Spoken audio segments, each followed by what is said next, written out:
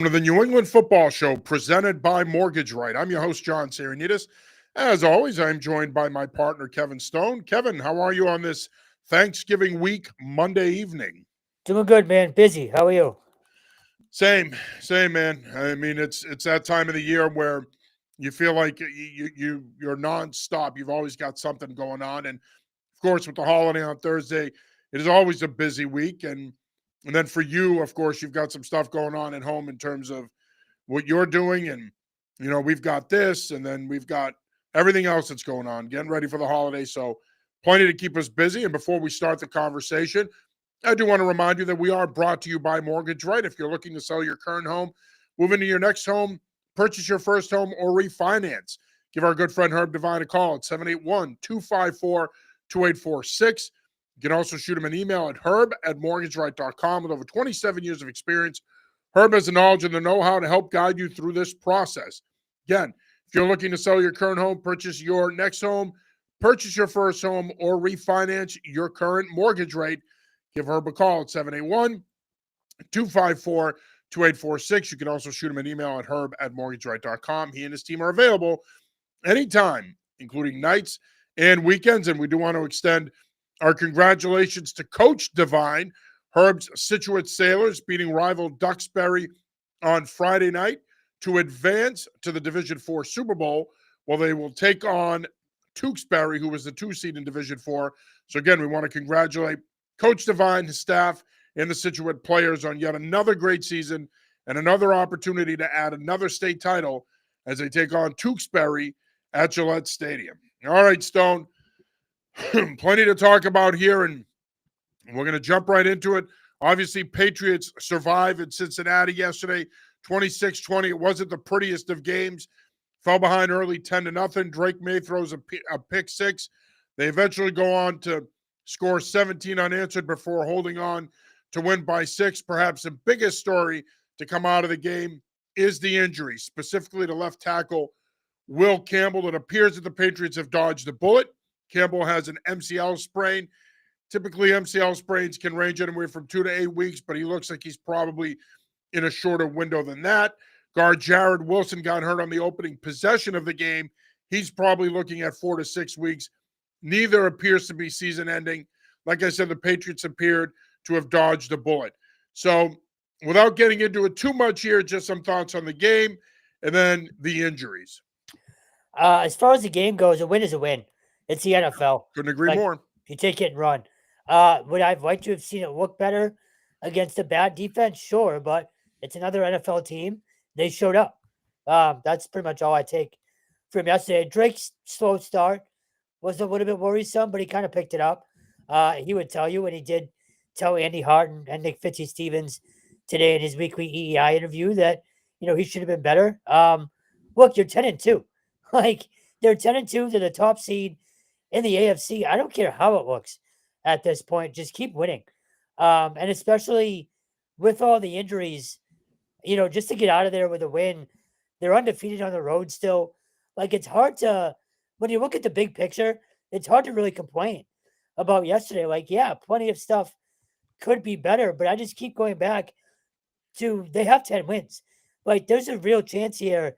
You're probably only going to lose 1 or 2 more games, and that's it.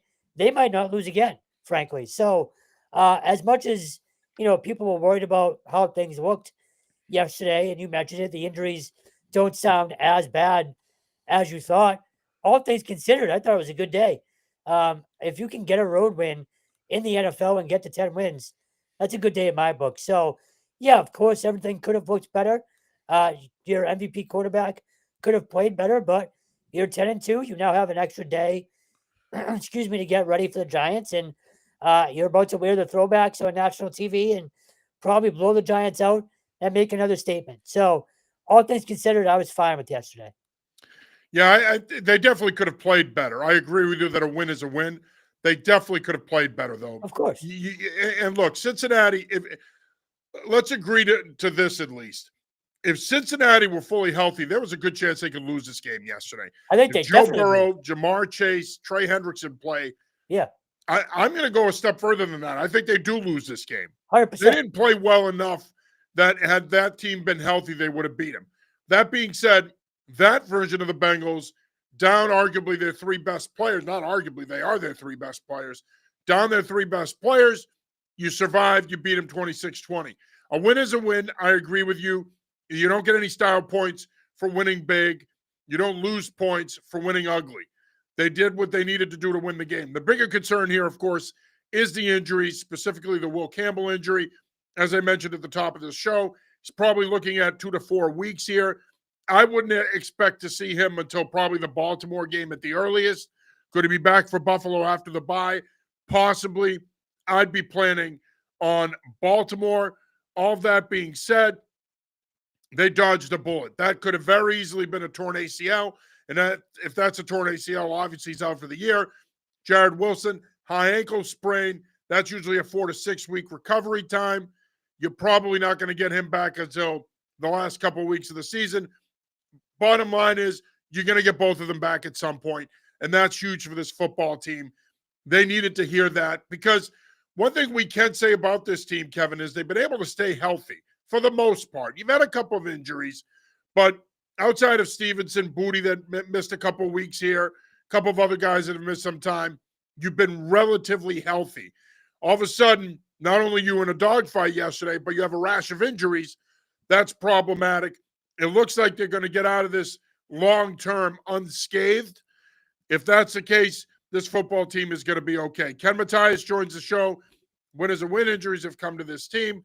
How much will the effect of Wilson and Campbell missing hurt that left side of Drake May's blind side? Or it's going to hurt. I mean, chances are, at this stage of the game, you're starting Vidarian Lowe. He's going to be your starting left tackle. You can't make a trade, and there's nobody that's walking the streets that's going to be an upgrade over him. So he's your starting left tackle for the short term anyway. Ben Brown's your starting left guard. He's obviously somebody that has played a bunch here, started a bunch of games at center last year, can play guard, can play center. He's versatile. He's big. He's athletic. I think he'll be okay at left guard. He can hold the fort down. It's going to be more about Vidarian Lowe. And the one thing we know about Lowe at left tackle is, well, this matters to some people. He's got longer arms than Campbell. He's athletic. And he has had moments the last 2 years where he's played really well. And he left you thinking, man, maybe he could be the long-term solution at left tackle. Obviously, it didn't play out that way. He's not the long-term solution. But in the short term, I think you can be okay with Vidarian Lowe at left tackle. You saw it yesterday. He's going to have 3 good snaps, 2 bad snaps. You're going to have to deal with that. Drake May's going to have to deal with more pressure. It's going to put pressure on him to want to vacate the pocket and run. The Patriots are going to have to help both of those guys in their protection scheme. So there's a lot that goes into this, but I do think that the Patriots have enough depth that at least in the short term, they can overcome this. The last 2 years, I'd be worried that, the offense is going to tank and they're screwed. But between Vrabel, between Doug Marrone, between Drake May, between Josh McDaniels, I think they can figure this out. And don't forget, Ben Brown and Vidarian Lowe having as many reps as they did last year for a really bad team, I think it's going to pay off now.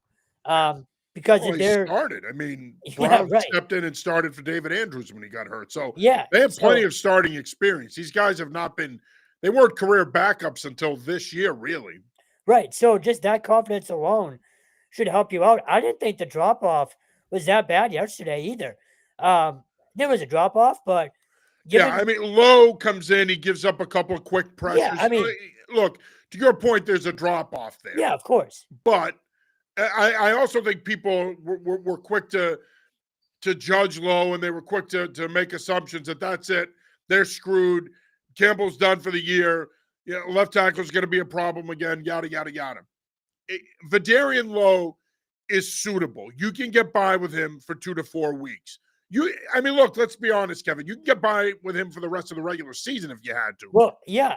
He's going to be okay. They're going to have to help him at times.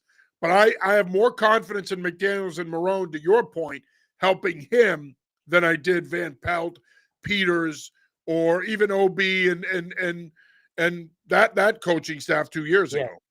Right, and not only that, look, if Vrabel didn't trust him, you could have gotten rid of him during training camp.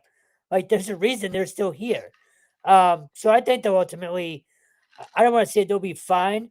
I think you're going to see a drop off. It is what it is. May's going to have to be a little better. You're going to probably have to roll them out a little bit more. But again, I trust Josh McDaniels and Doug Marrone to figure it out. Just before I get too far ahead, I want to go back to just the way they won in Cincinnati yesterday. And I wrote about this at anyfootballjournal.com today. Carlton Davis III was outstanding today, talking to the media, really talking about, and you know this better than anybody that we could talk to, around here.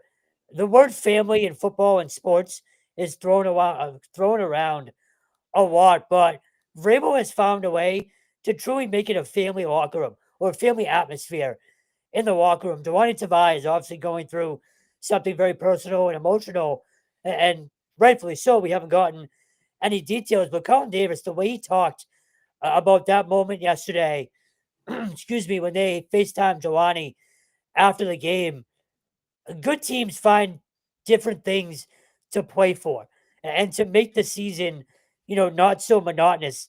Again, the day to day of football it could be a grind, especially when you're going since June or July. So the atmosphere that Vrabel's created, I think, is why they're able to get through a day like yesterday when they're playing for somebody else and not just playing for the win.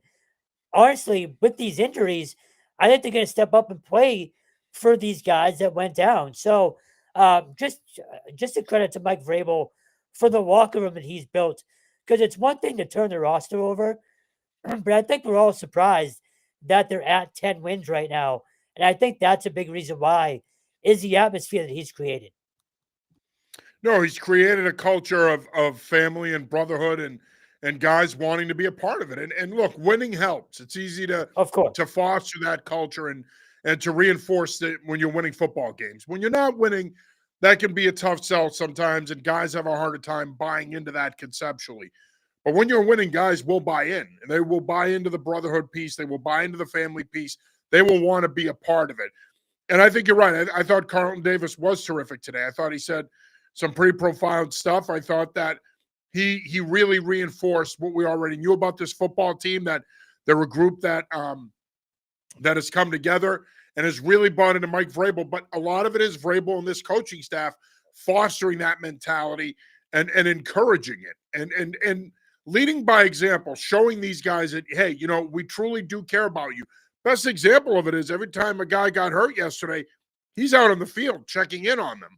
So he shows it. It's genuine with Vrabel that he genuinely cares about people. He genuinely cares about his players and their well-being and how they're doing.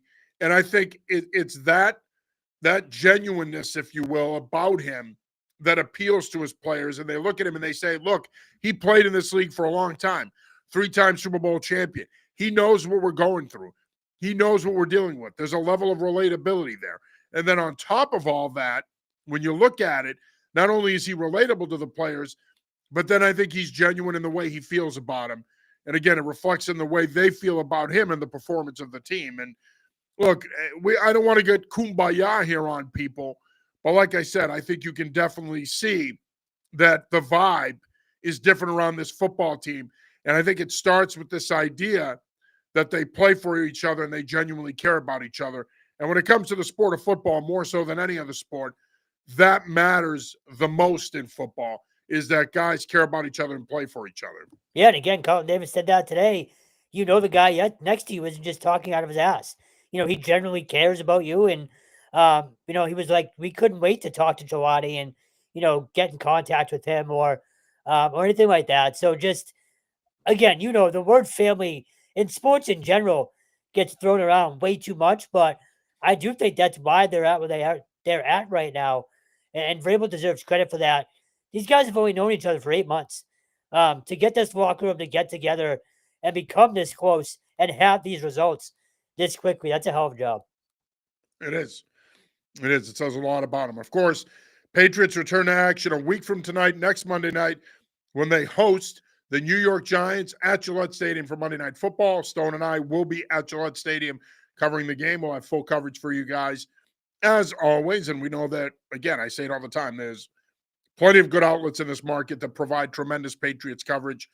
give us a look when it comes to that. So next week's show will obviously be pushed back a day because of that. So again, Patriots return home next Monday night to take on a New York Giants team that today fired their defensive coordinator, Shane Bowen. He is out. Of course, they fired Brian Daboll a couple of weeks ago as head coach. Hey, listen, I think a lot of people are looking at this game and saying, no, this is a winnable game. They got this. No worries. They should be good. They took the Lions to the brink yesterday, these Giants. They ended up losing 34-27 in overtime. Don't take this team lightly. Jameis Winston has given them a little bit of a spark at quarterback. Jackson Dart could be back. They're scoring points. They had some creative ways of scoring points yesterday. The defense has sucked all year for them, so the Patriots should hit the 31 to 35 point marker in this game. But that offense could potentially give this defense some problems. And of course, the Patriots yesterday giving up yet another opening drive score. That is the 9th time in 12 games this year that they've given up an opening drive score. But when you look ahead to the Giants, the offense could be problematic. But like I said, the Patriots should score plenty of points to win this game next week. Yeah, I'm back in the I'm not worried about this kind of game category. I think they blow doors just given the spot, the atmosphere. Monday night, Drake May's first ever Monday night football game, which is kind of hard to believe, but obviously just a rookie last year. It feels like he's been through everything already. But yeah, they're gonna the Giants will probably put up some points, but I just think you're at a. It's funny, the beginning of the season when we did the whole run down the schedule thing, we both said and everyone said, the Patriots, you're not in a spot to call any game of a guarantee, right? Well, quickly you are. Like I'd be shocked if they lost this game or didn't win by like 10. Excuse me. So, yeah, as much as I'd love to say I'm worried, I'm just not. I love the spot for them, and I think they win by at least 10 or 14. Yeah, and of course, after that, they have their long-awaited bye, which is going to come at a very important time for this football team. And I've been on record as saying I'm not a fan of these late byes. I think it's ridiculous that they're having their bye week 14, but nonetheless, it comes at the right time given the injuries that they suffered yesterday. So go out next Monday night, take care of business, come out of it healthier than you did this week. Go into that bye, you got a couple weeks to rest, and then it's more about getting ready for the stretch run, which features the Buffalo Bills, the Baltimore Ravens, and of course the last 2 games of the regular season, which feature the New York Jets and Miami Dolphins. Ken Matthias checks back in. Would you guys raise some level of concern of wide receiver Stephon Diggs? He has been quiet the past couple of weeks. I think Diggs has been inconsistent. He wasn't quiet against the Jets. I think he had 6 catches for 101 yards. So he had a good game there, but he has been inconsistent this year. And I think part of it is him coming back from the torn ACL, but you'd like to see more production here down the stretch. Am I concerned? No, but you want to see more out of him. They're going to need him to be more productive here as we get into December. Yeah, concerned, no, but I'd expect to see more of him down the stretch. But then again, you have that massive 3rd and 10 catch yesterday. I think on the final drive, if I'm not mistaken, to kind of ice the game, or at least for Borregales to kick another field goal and ice that game. So it's so nice to just have that reliable 3rd down guy along with Hunter Henry. We didn't even mention had a monster day yesterday and just continues to be so reliable. 7 for 115, a career day. He's just so reliable. He also had the touchdown. So it's quiet, but man, he's been so steady, and it's hard to believe he's been here for 5 years now. Like he's become a true Patriot, and again, very quietly done so. But it's so nice to have a guy like him and Diggs out there for Drake May to lean on. Yeah, no, absolutely, I agree with you. Ken checks back in. Wouldn't take the Giants too lightly. Hungry for a win, and Patriots need to bring their A game. Yep, we agree with you, Matthias. You can't take anybody lightly in this. I was going to say anybody can beat anybody on any given week, and the Patriots. Look, they've been a great story this season. They've been a pleasant surprise. Vrabel in the running for Coach of the Year, May in the running for MVP. They look like a legitimate contender in the AFC, but they're not quite at a place where we can look at an opponent on the schedule and check it off. They could very easily get tripped up in this game next Monday night if they don't come to play, give up an opening score, turn the ball over early like they did yesterday. Remember, they did that yesterday. They fell behind 10-0. It can happen again next week, but unlike the Bengals, the Giants can find a way to hold on to a lead and potentially upset them. So they have to play a cleaner game than they did this week.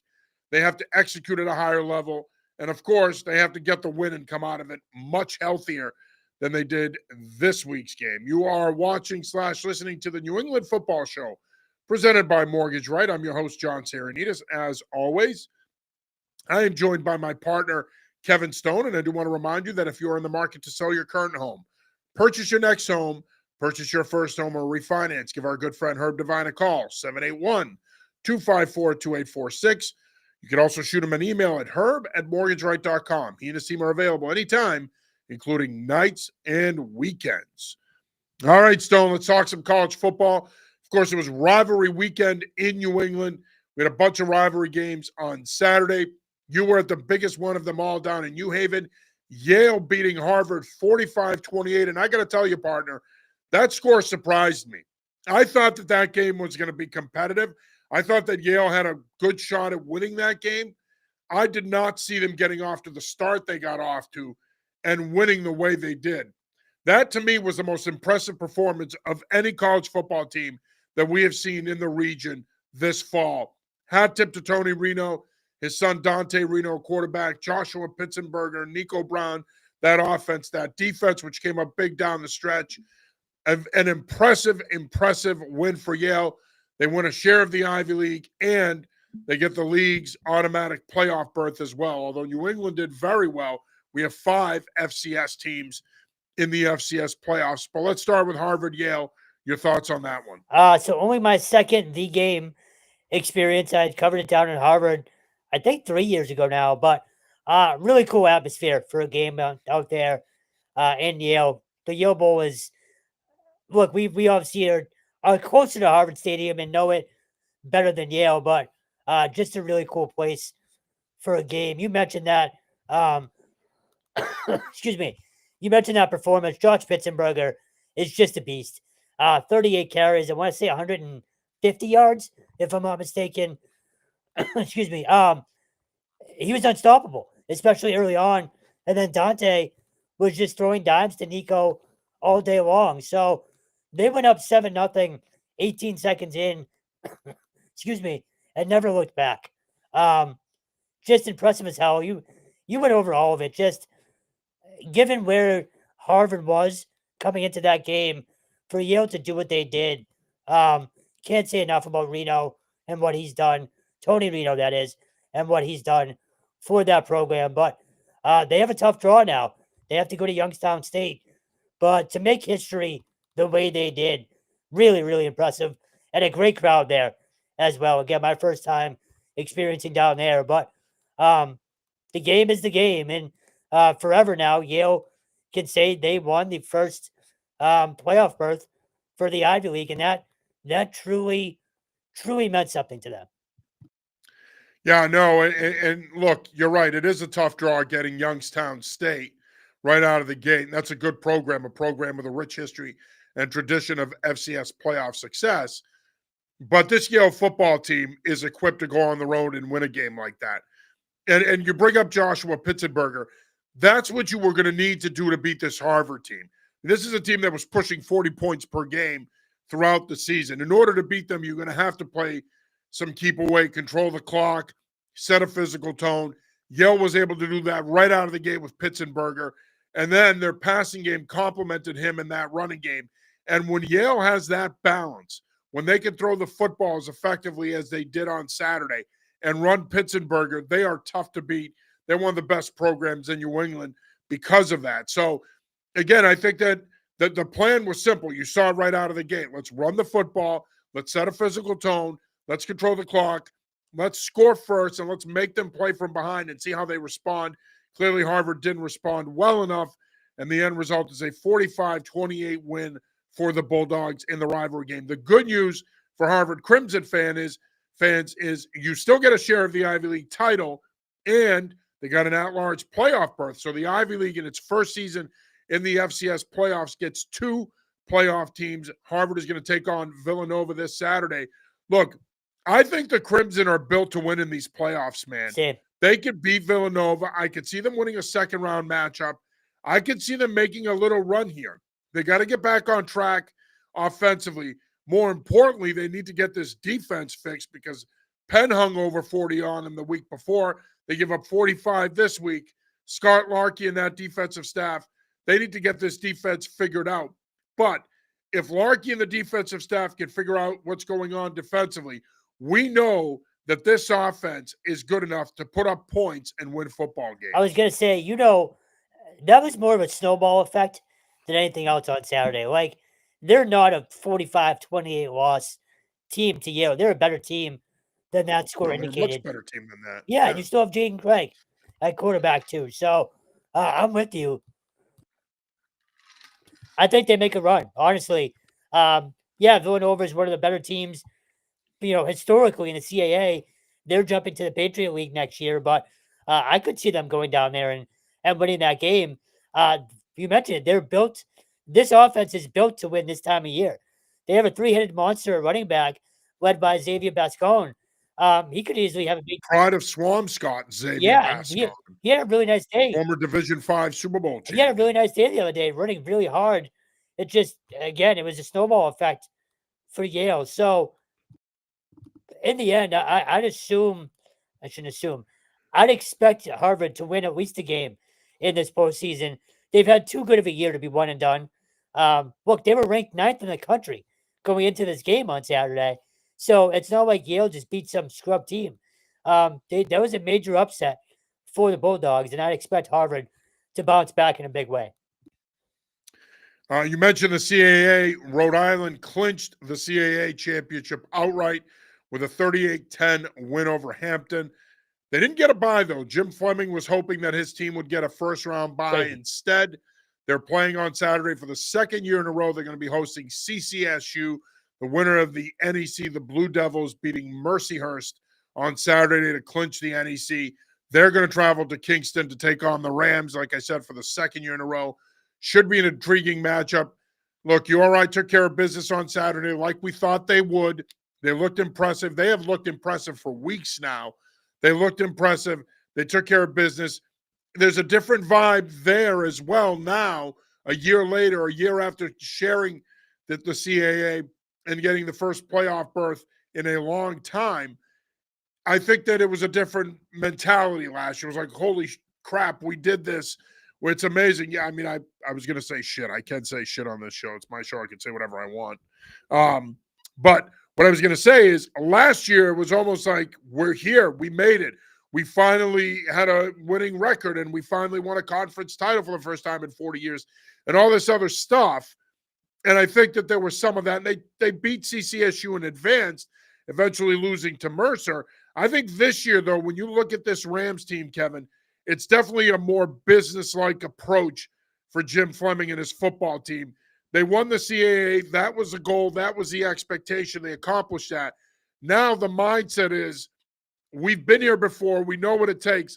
Let's go out and make a national championship run. They were saying the words national championship in August, which, again, to your point, if you don't expect to make a deep run or be a legitimate contender, you don't utter those words during preseason interviews. So they've been expecting this all season long, but to actually accomplish it and win their first title outright in 40 years, we talked about Thor Bjorn and what he did, keeping Jim Fleming around and saving this program. But look what they are. Look where they are now. Like, yeah. It's remarkable what they've done.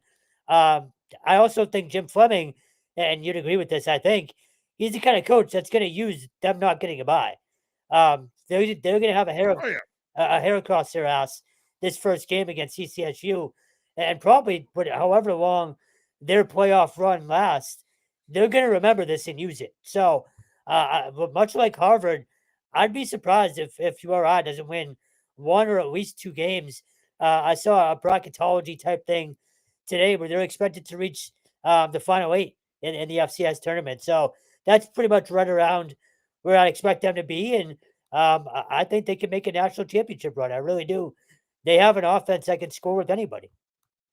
Yeah. No, they can make a run, but as we well know, don't sleep on Adam Lechtenberg's squad. That CCSU team is playing some good football. Especially Brady Olson. Lost a tough one. Yep, lost a tough one a couple of weeks ago to Duquesne, but you mentioned Brady Olson. He's had a career year. He's been terrific for them this year. Elijah Howard is healthy. He got stronger as the season went on. They hung in there with him last year. They could have very easily won that game. So this CCSU team is good enough to go on the road and pull off the upset. Fleming and his staff know that.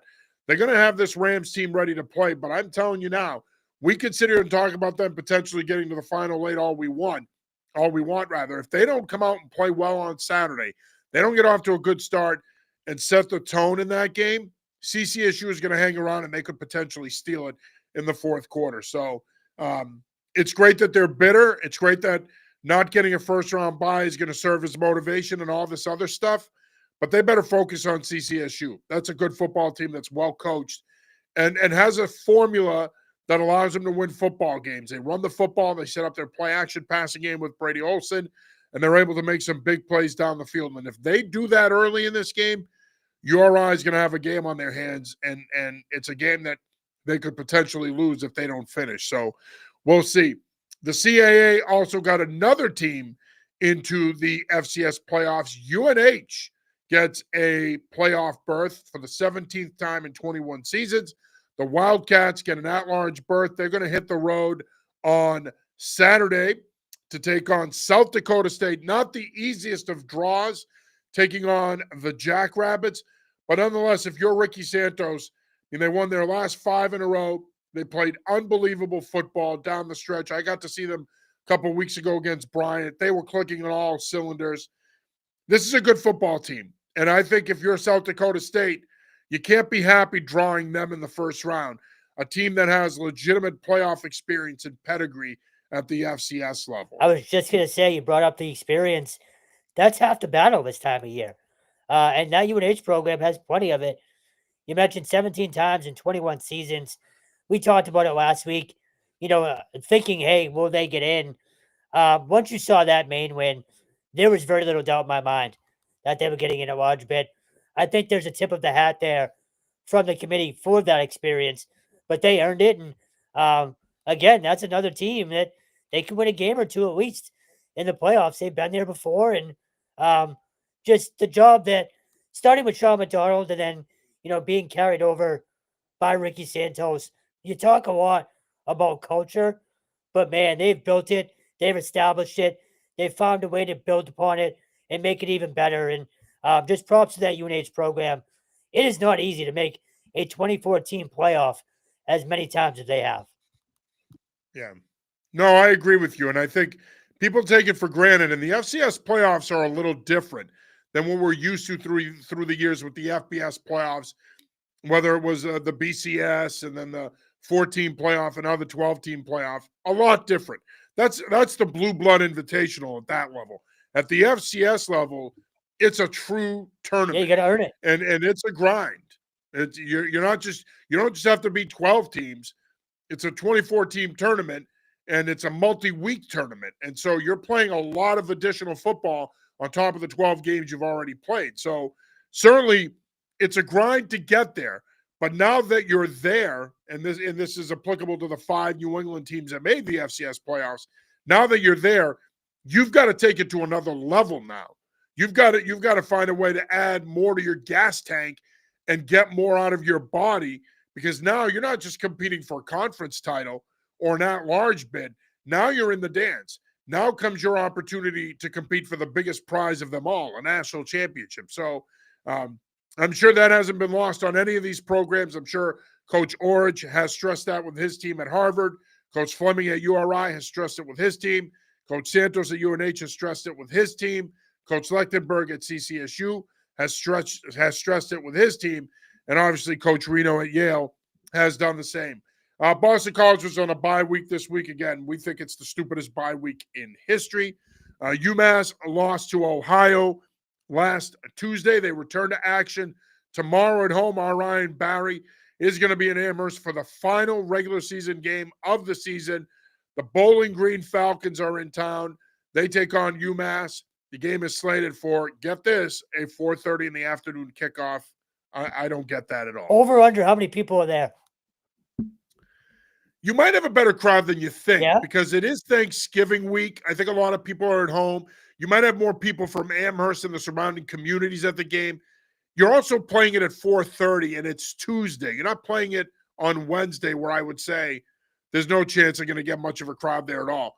You're playing it on a Tuesday at 4:30. You're not. Your student section is going to be weak, and it's going to be next to nothing. But you may end up getting a decent crowd here. You're also supposed to get some inclement weather tomorrow afternoon, so that could impact it as well. But the start time blows me away. I mean, what's the difference between playing this game at 4:30 or 2.5 hours later at 7?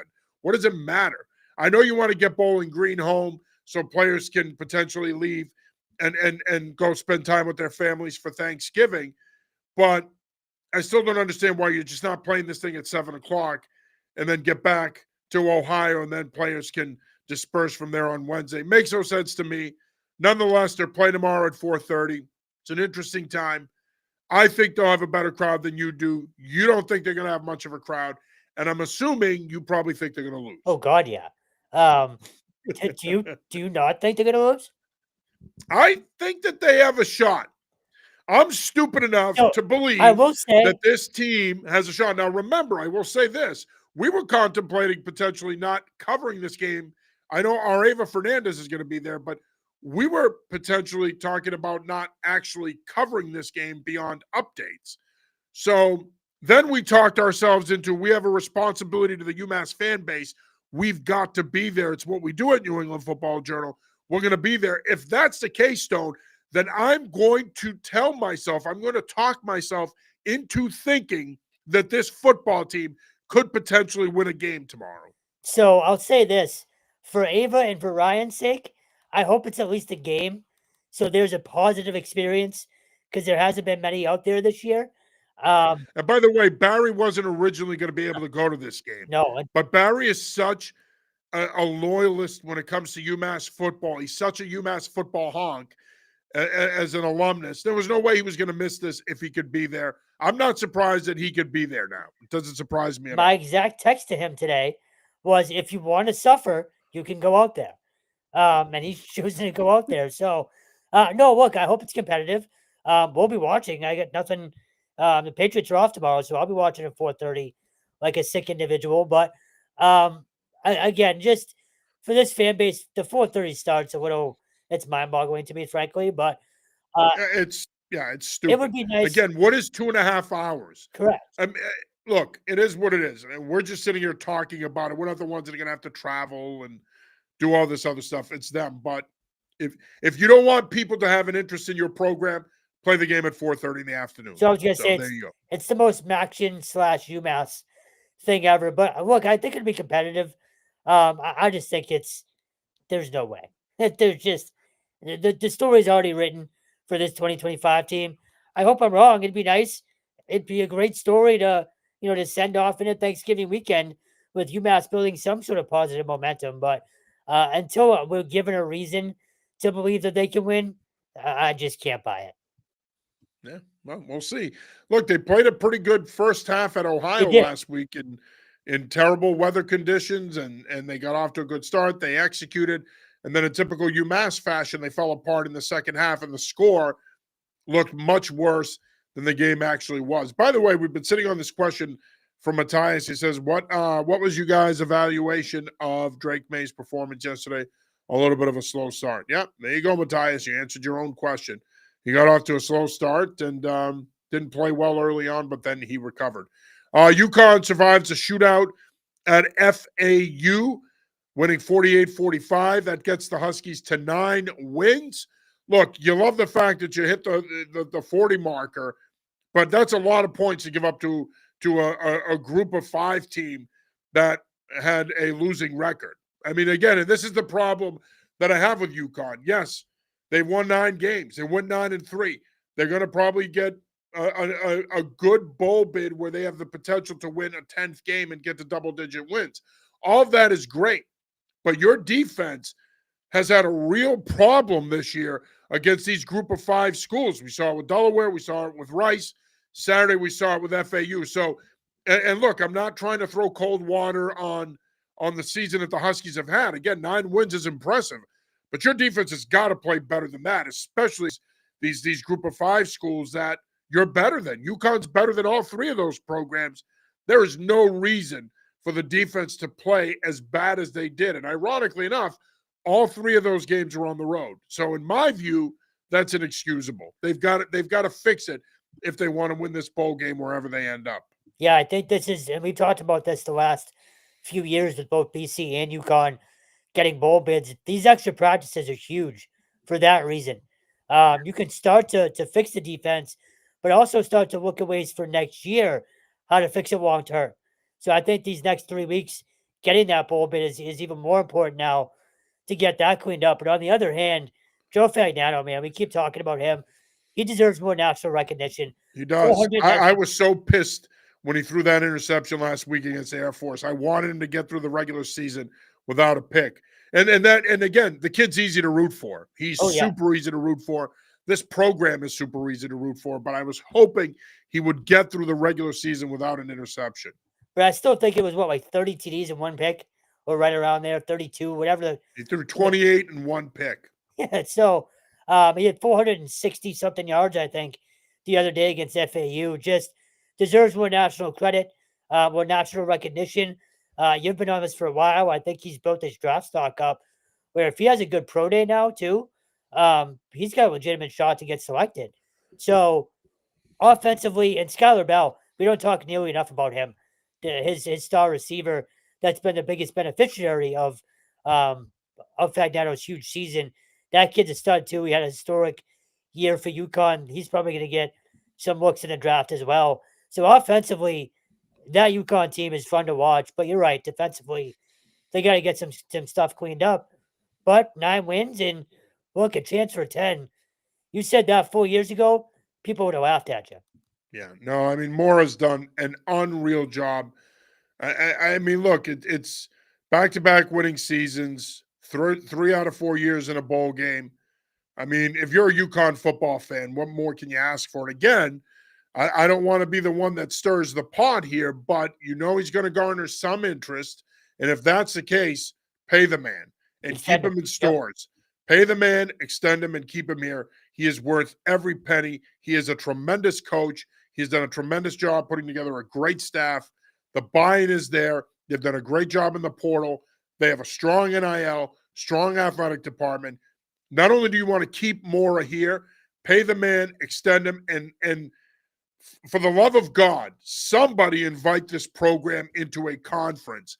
They need to be in a conference. This is too good a football program to be sitting there as an FBS independent. Matthias checks back in. Wanted to give you guys a shout out on Twitter. Yep, thanks, man. Saw that. Appreciate it. And then he says, appreciate what you guys week in and week out.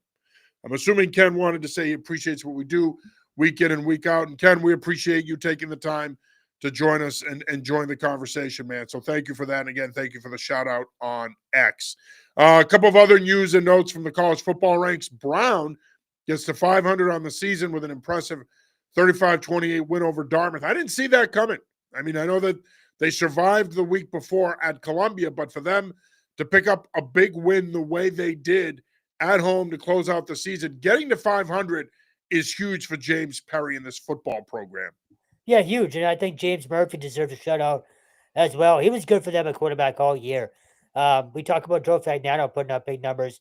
He had big weeks. You know, when I did our roundups every week, and you go back and look at the ESPN box score, he was 300, 400 yards a week. So that offense was still pretty good. Just struggled at time defensively this year. Yeah, and of course, we mentioned UNH getting in the FCS playoffs as part of an at-large playoff bid. Of course, they defeat Maine 33-27 to retain the Bryce Cowell Musket for the 5th straight year. Disappointing finish to this season for this Maine football team. They lose 2 in a row, but still, if you're Jordan Stevens, 6-6, 1 game improvement over last year, you're still building. This is a program that should be in CAA contention here the next couple of years. Got to think they hit the portal pretty hard, right? Like, I think if you want to take that next step, that's where it's going to have to come from. They're another team who likes to build it the old-fashioned way, but you saw it this year. You get off to an 0-4 start, you're digging yourself out of that hole the rest of the season.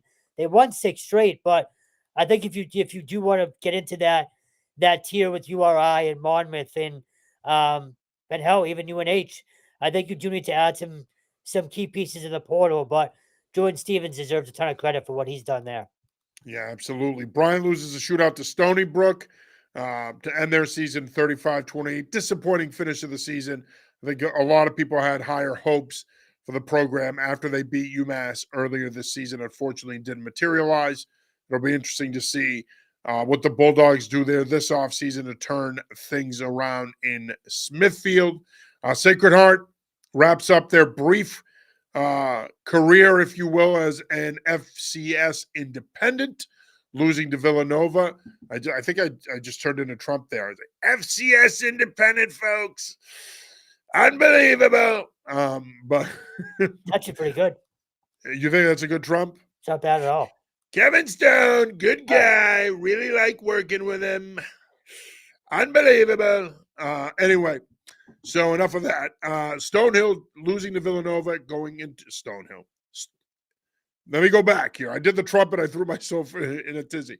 Sacred Heart wraps up their brief FCS lives, if you will, as an FCS independent.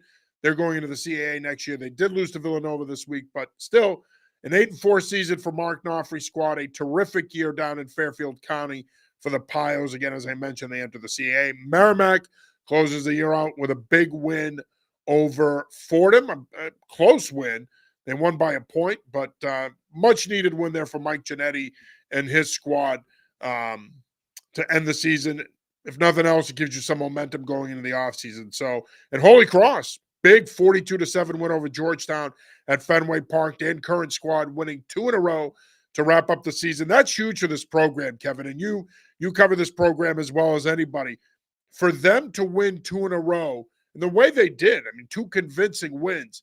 If you're a Crusaders fan, it's been a bad year, but you have to be happy with the way this football program finished the season and the way they're heading into the offseason. A big offseason, albeit, for Curran in this program, but a nice little 2-game winning streak here to end the 2025 campaign. It's the strangest 3-9 year you might ever see. Like, most of their losses, I think all but 2 were by single possessions. So they were in just about every game, especially early in the season. This win in particular, the Bucknell win on the road was nice, but this one in particular at Fenway, to create that memory in that moment for a really young roster, I think is huge going into the offseason. You can't underestimate that momentum and what that winning feels like heading into an important offseason and the winter workouts, all that stuff. Again, you've been a part of countless teams where, yeah, the record might not be great, but if you end the year the right way, guys are confident and feeling good about what they're doing in the process heading into that next season. So credit for Dan Curran and that staff, because things could have went sideways for such a young team when the wins weren't coming early on. Yeah, and Stonehill wraps up their season with a 20-10 win over St. Francis, who of course is dropping down to Division III next year, so they will be out of the NEC. So Stonehill finishes their season with a win, and they're hoping to build some momentum going into next season. Obviously, Eli Gardner and his staff are hoping to have a strong offseason to propel the Skyhawks to take the next step and get back to being as competitive as they were a couple years ago. Great season, by the way, in New England college football. I know a lot of people are looking at the struggles at Boston College and UMass and judging the entire region by that. But I would tell people, don't judge the entire region, especially in Division I, based on the performance of 2 programs. You got 5 FCS teams in the FCS playoffs, and then UConn is on the brink of winning 10 games if they win their bowl game. So, yes, it's easy to look at the struggles at Boston College and UMass and say college football, specifically the Division I level, is down in New England. It's not. It's in a good place. And I know we're accustomed to Holy Cross dominating the landscape, Boston College usually being a bowl team. But you know what? Those 3 programs may be down right now, but there's a bunch of other programs that have had a solid season. Yeah, I mean, again, it's a 2014 bracket. You have almost a quarter of the teams from New England. Like, I know it's 5, but work with me here. You know what I mean? That's huge. It sounded better than the story yesterday. It really did. Yeah, Um, you know what I'm trying to get at, though. It's I close do. to a I mean, core. I don't know what the hell you wanted me to work with you on, but I do. I do Um, know what you're trying to say. so that's all that Yeah, matters. you But you you definitely won't be confused for Pythagoras. That's for God, sure. God, no, it's why I'm a writer. Um, it's huge. It's huge for New England. And again, I wrote this yesterday on our site. Yeah, UConn sort of carrying the FBS flag all by themselves right now, which is crazy to think about. If you had said that 3 or 4 years ago, but the FCS schools, Maine was 2 wins away. You can make the argument from being an at-large bid, or Dartmouth won what 7 games in the Seven Ivy and League. three. They could have been a playoff team. So FCS right now in New England, at least, I know it's not the most popular thing in the world, um, but we have 14 FCS teams in this region. Every single one of them are pretty good. Like, you can make the argument that any one of them can make a playoff run next year. So, to your point, it's in a fantastic spot right now. FBS not so much, but if you want to follow really good football, start following the FCS around here. There are good programs everywhere. Oh, absolutely. Now, again, when you get that many teams, you got Yale, you got Harvard, you got UNH, you got CCSU, you got URI. 5 teams again in the FCS playoffs.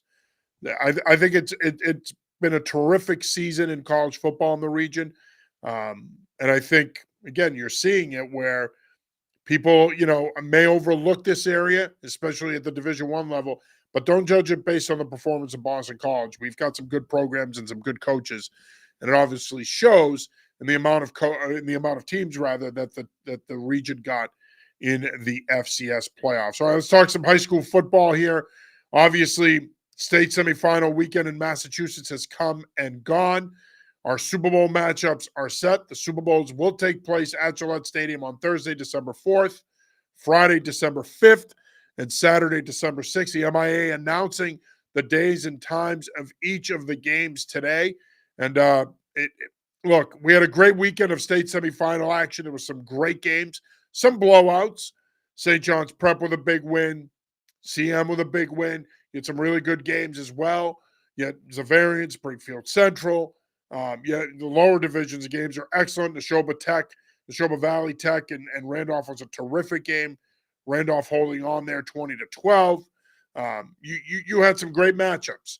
But I think when you look at the Super Bowl matchups in each division, I think going into the season, the majority of the teams that are going to be appearing at Gillette Stadium were teams at the beginning of the year that we felt could get there. Yeah, mostly all slugfest, I think, coming up at Gillette. I do like the 3-day thing. I do too. Now, I think one thing we do need to keep in mind is it is a byproduct of the fact that the Patriots are on a bye. I Of think course. we'd be doing the stupid Wednesday, Thursday, Friday thing if they were playing at home on Sunday. So Fair. let's enjoy it, but let's not get used to it because, as you well know, I mean, it's not the most well-run event at times, and it's not necessarily so much the MIA's fault. They're at the mercy of the Crafts and the Patriots, but nonetheless, it's nice that they're playing 4 of those games on Saturday. Yeah, no, I mean, look, it's one of our favorite weekends of the year. With the Patriots playing Monday night, we might as well just sleep there all week, starting next Monday. But Yeah, look, all the matchups are awesome. I think D1 and D2 are your marquee, top of the line. Couldn't ask for much. Sorry, D1, 2, and 3 are the marquee matchups, the ones where that would get the most eyes. But all 8 of those games are going to be great games. So, in terms of the games this past weekend, I was at Prep and Central Catholic, and I have to say I've never seen anything like that in my entire life, or at least in the last 20 years of doing this. It was 48-0 at halftime. St. John's Prep got the ball back with 124 at midfield and kneeled it out. It was running time for the entire second half. So look, as a writer who had to edit 10 games that night, I loved it. It was nice and quick. But that's a testament to the coaching of Brian St. Pierre, the experience of St. John's Prep this time of year, and that rematch against Zavarian, who is now going for a three-peat. That is storybook. Just it's hard to sort of put into words how big that game is going to be that last night in Gillette, that Saturday. It's not to diminish any of the other matchups because, again, it's a dream come true for every kid that's going to play there and the guys coaching there. I know you're looking forward to being at Gillette again as part of the KP staff, but man, that Division One game is just it has epic written all over it. I think a lot of the games are going to be really good. And just looking at the slate real quick, Thursday, December 4th, your first game is going to be the Division 7 Super Bowl, which features the number 1 seed Cohasset taking on the number 2 seed Amesbury. That's slated for a 5 p.m. kickoff. And then that night, you have the Division 6 Super Bowl, which is going to be a really intriguing matchup. Jack Lucarelli and that Norwell team, they were the number 1 seed in D6. Really good program. They have been for the last couple of years. They take on the 3 seed Fairhaven. We know what Derek Almeida and that Fairhaven program are all about. And then Friday, I think you have 2 fantastic matchups. The 5 o'clock game is the Division 5 Super Bowl.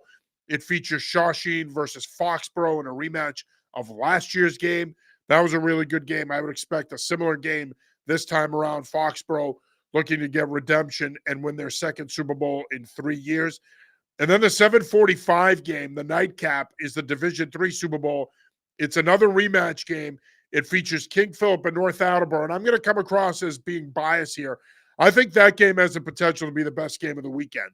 I know that everybody's looking forward to that D1 game, but I think that the best game of the weekend could either be that D1 game or this game. I think it's going to be a terrific matchup. KP beating North Attleboro in week 2, 21-7. It is a rematch game, of course. North Attleboro is the defending Division 3 champion. That should be a fantastic matchup. And like I said, I think it has the potential to be the game of the weekend. It's funny. I joke with you all the time. I think it was 2015, the KP Lincoln Sudbury Super Bowl. 2017. 2017, okay. Yeah, you're off by a couple of years. It all blends together. You know that. That was one of the most. You're only 37. It shouldn't blend all together. I know. Well, that's what happens when you cover God knows how many games in 20 years. But no, that game was one of the most physical yet quickest Super Bowls I've ever seen. I feel like this one might mirror that a little bit. Different teams, obviously, North and LS in particular. But I feel like this has 6-3, 10-6 written all over it. Just an absolute battle in the trenches. But you're right. It won't be 6-3, 10-6. Trust me. Okay, but in terms of the physicality, I think it's going to be one of the more hard-hitting games of the weekend. And again, I know you'll love this. We talked about this last week, I think. The Hockomock League is insane. To have this many teams at Gillette just speaks volumes about the preparation that teams have to get to this point in the season. We always talk about, especially at the college level, the Northeast game and having to run the ball and bury someone when it's cold outside. That's all the Hockomock is every single week starting in August. So just props to all the Hockomock League teams for getting to Gillette and getting through the gauntlet that is that league. Yeah, and I think, again, and it's interesting because the debate rages on year in and year out. What's the best league in the state? The Catholic Conference always gets mentioned as being the best league in the state. The Hawk gets mentioned as being the best league in the state. The MVC. I will tell you this. I've coached in the Hockomock League for the majority of my career. I've coached in the Bay State League when it was the Bay State League, and it was really good. And I've coached in the Hawk. I've never coached in the MVC. I've coached in the Patriot League as well. But I will tell you this. I do think that pound for pound, at least from a public school standpoint, and I think the MVC is terrific, but pound for pound, at least from a public school standpoint, the Hawk is the best league in the state. And it's one of the 2 best leagues in the state, in my opinion. And to your point, if you come out of the Hockomock League, you're battle tested. For us, playing North Attleboro already, playing Foxborough, playing Mansfield in the playoffs.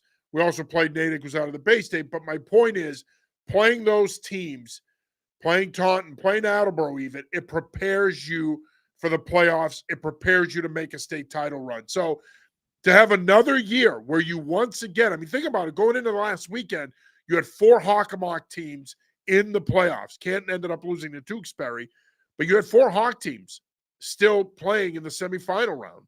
It just speaks to the strength of that league and how battle tested you are when you come out of it. And again, I can attest to it, man. I mean, I've coached in the heyday of that league, and where every week was a war in that league. And I know a lot of people don't like to speak in those types of terms because war is a real thing, but the reality is you truly were battle tested if you came out of that league.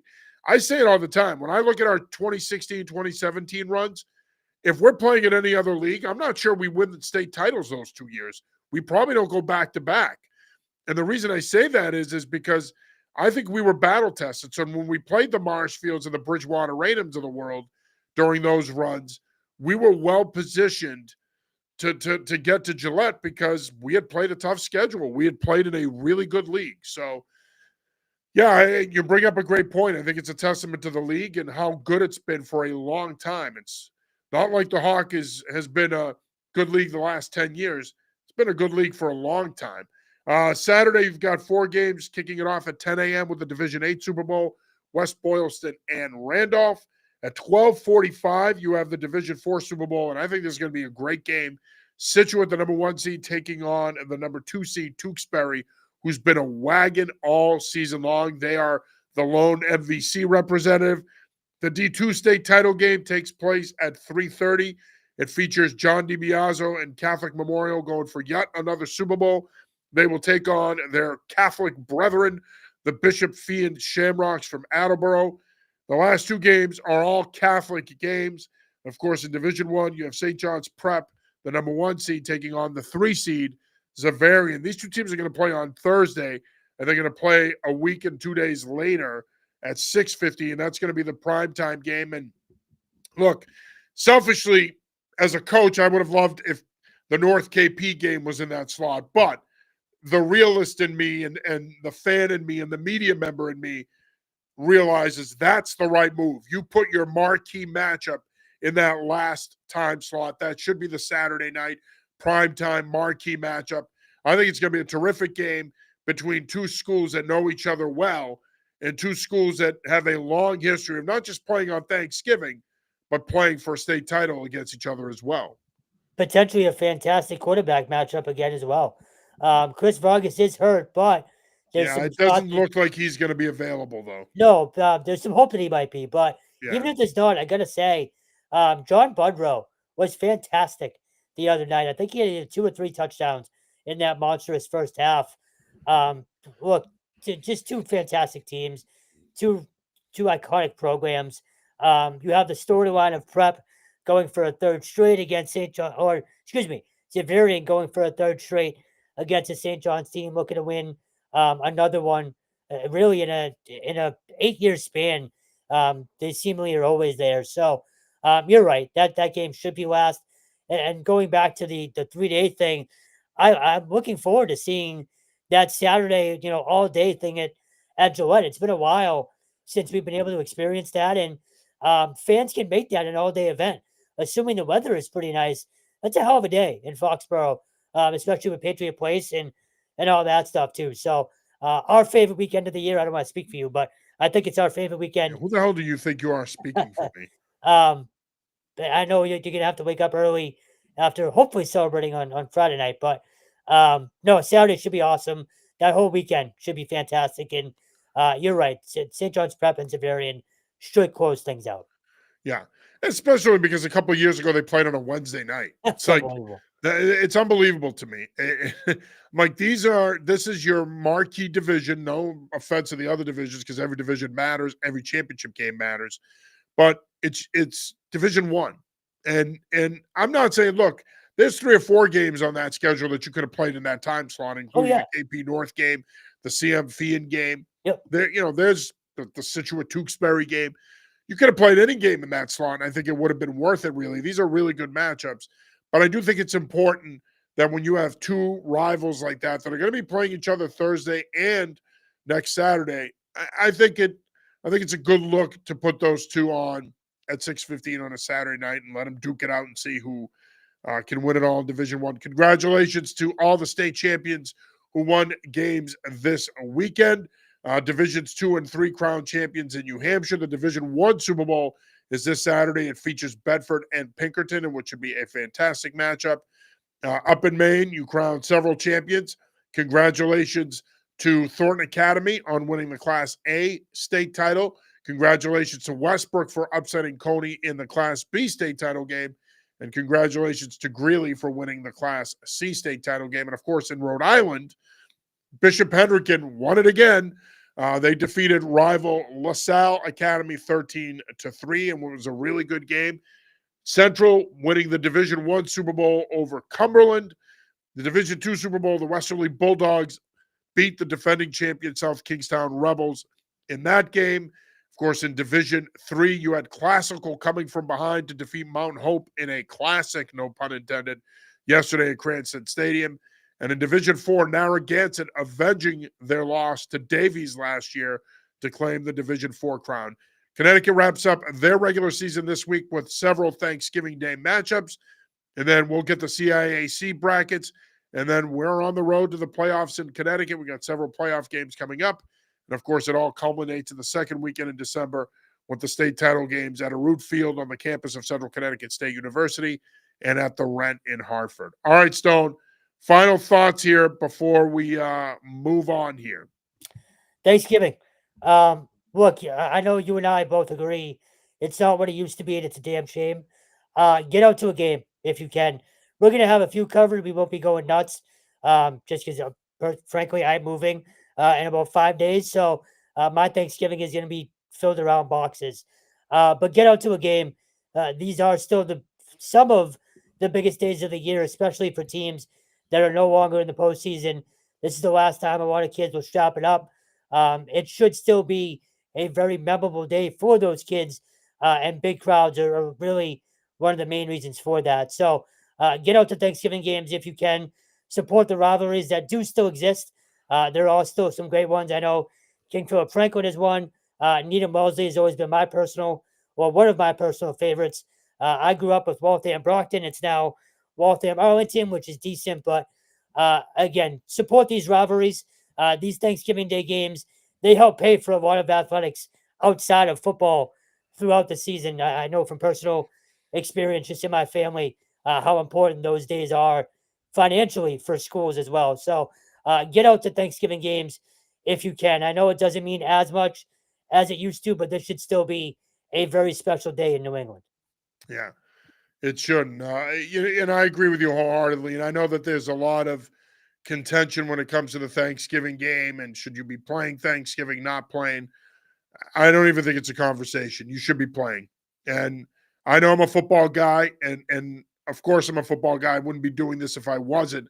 But at the end of the day, in my opinion, Thanksgiving is important. It's an important day for the kids, for the communities, for the programs. And I would hate to see it go away. And I think people that want to see it go away, in my opinion, with all due respect, don't get it. And if you don't get it, that's fine. That's your problem. But I think at the end of the day, these games mean too much to too many communities and too many people to get rid of them. And we're going to get rid of them all in the name of what? Playing our state title games this past weekend or this upcoming weekend, also that we can start the longest season on the sports calendar, the winter sports season, earlier. It doesn't make any sense. But again, and to a lot of people, what I'm saying isn't going to make sense. And that's fine. I'm a football guy. I'm always going to defend football first. But I think at the end of the day, there's too many people, even within the football community, that want to see Thanksgiving maybe go away. And that's a shame to me. It's a shame to me that you're going to be playing Thanksgiving Day games tomorrow night and Wednesday night. And the Fenway games aside, I think that's great. I think it's great for the kids. I think those should be played. But a lot of these other games that are going to be played, I mean, come on. That's ridiculous. I mean, nonetheless, I don't want to spend the rest of the show talking about it. We've had this conversation 1,000 times. Quite frankly, it's cumbersome. It's old. Thanksgiving is here to stay. I don't see it going anywhere. And I know this much. If there was a real push for it to be taken away, I know that we would be at the forefront to push back and say, no, we need to save Thanksgiving. It needs to be played. All right, well, that'll do it for this episode of the New England Football Show. For Kevin Stone, I'm John Sarianides. We will not be back with you next Monday. Of course, the Patriots are playing at home on Monday Night Football against the New York Giants. So the plan right now is for us to join you next Tuesday night, but we've got a lot going on next week content-wise. So to be determined. Until then, have a happy and safe Thanksgiving. As Kevin said, get out there and watch a game before you have your family dinner and enjoy all the football this weekend. It's pretty much done here. We're winding down.